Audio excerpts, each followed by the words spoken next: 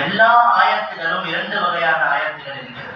எல்லா ஆயத்தையும் நாங்கள் பார்த்தால் சில ஆயத்துகள் இறங்குவதற்கு சில காரணம், அதனுடைய பின்னணி ஏதாவது இருக்கும். ஷானே நுசூல் என்று சொல்வார்கள். இறங்கியதற்கான காரணம் சபபுன் நுசூல், ஏன் இறங்கியது என்று பல ஆயத்துகளுக்கு இறங்கியதற்கு காரணம் இருக்கும், பல ஆயத்துகளுக்கு இருக்காது. அல்லாஹ் தன்னை பற்றி பேசுகிறான். அல்லாஹ் எப்படி என்று தன்னை பற்றி பல ஆயத்துகளில் அல்லாஹ் பேசுகிறான்.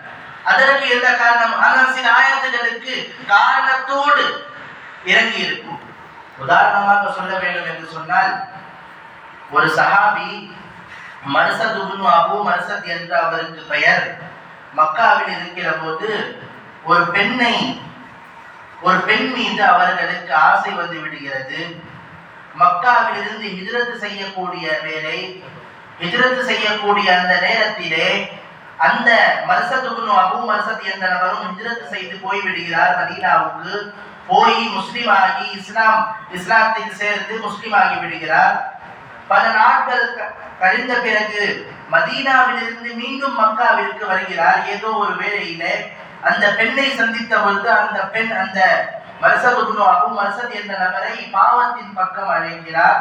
அப்பொழுது அந்த நபர் சொல்வார், நான் இஸ்லாத்தை ஏற்றுக்கொண்டேன், இஸ்லாம் இது எல்லாமே தடை செய்கிறது, அதனால் உன் பாவத்தின் பக்கம் நான் உன்னுடைய அழைப்பை ஏற்றுக்கொள்ள முடியாது, ஒரு வேலை செய்யலாம், நான் நிக்காஹ் வேண்டுமானால் உன்னுடன் நான் செய்து கொள்ளுகிறேன், திருமணம் செய்து கொள்ளுகிறேன், அதற்கும் பெருமானாருடைய அனுமதி வேண்டும், அதனால் நான் பெருமானாருடன் போய் கேட்டு வருகிறேன் என்று போய் கேட்ட பிறகு அந்த நேரத்தில் ஆயத் இறங்கியது.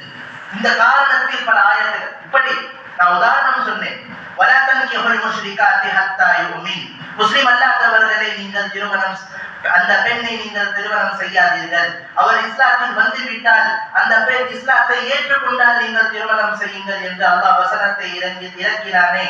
இது போன்ற பல ஆயத்துகளுக்கு காரணம் இருக்கிறது, பின்னணி இருக்கிறது. பல ஆயத்துகளுக்கு எந்த